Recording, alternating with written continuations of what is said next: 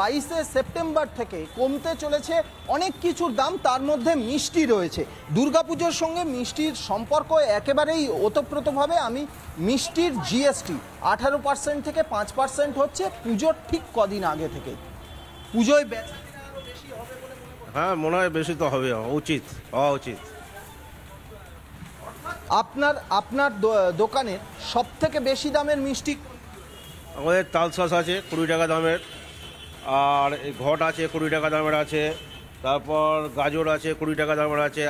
এই যে 20-25 টাকা দামের মিষ্টি, এটার স্ল্যাব জিএসটি স্ল্যাব কমায় কত টাকা? মোটামুটি 2 টাকা তো কমতেই পারে, এটা 2 টাকা কমবেই, 18 টাকার মতো দাঁড়াবে এখানে।